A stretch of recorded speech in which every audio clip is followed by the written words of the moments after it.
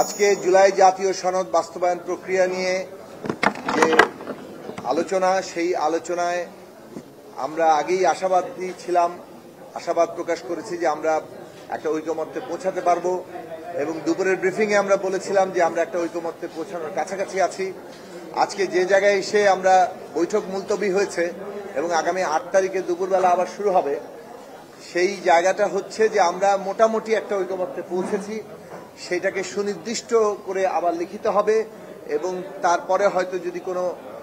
সংশোধন সংযোজন থাকে সেই ক্ষেত্রে চূড়ান্ত করার জন্য হয়তো আমরা 8 তারিখে আবার বসবো। মূল কথাটা হচ্ছে যে বর্তমান সরকার একটা অধ্যাদেশ জারি করতে পারে, যে অধ্যাদেশের মধ্য দিয়ে একদিকে যেমন জুলাই জাতীয় সনদের একটা পরবর্তী জনপ্রতিনিধিরা আইনি বাধ্যবাধকতায় থাকেন এটা বাস্তবায়নের ক্ষেত্রে, অন্যদিকে হচ্ছে একটা গণভোট, যে গণভোট এর মধ্য দিয়ে জুলাই জাতীয় সনদের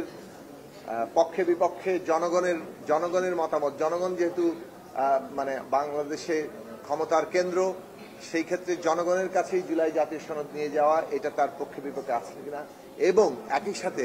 তারা যে সংসদ গঠিত হবে কিংবা যে আইনসভা তৈরি হবে সেই আইনসভাকে এই ক্ষমতা তারা দিচ্ছেন কিনা যে এই জুলাই জাতীয় সনদ বাস্তবায়ন তারা করবেন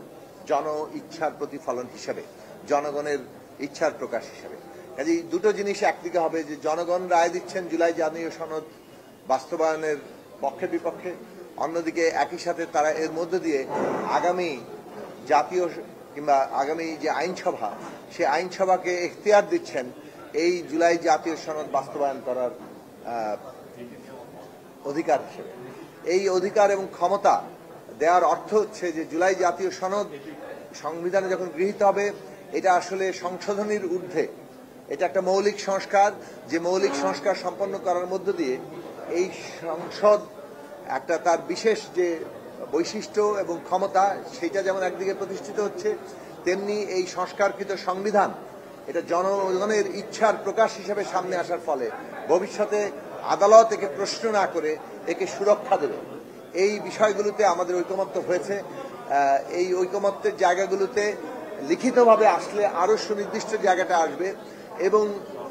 সূক্ষ্ম বিষয়গুলোতে কোনো পার্থক্য আছে কিনা তার জন্য আমরা আরো 3 দিন এই সময় 6, 7 এবং 8 তারিখের দুপুর পর্যন্ত রাজনৈতিক দলগুলোর নিজেদের মধ্যে পারস্পরিক আলাপ আলোচনা করবেন যাতে করে সূক্ষ্ম বিষয়গুলোতেও একটা ঐকমত্যের জায়গা আসতে পারে।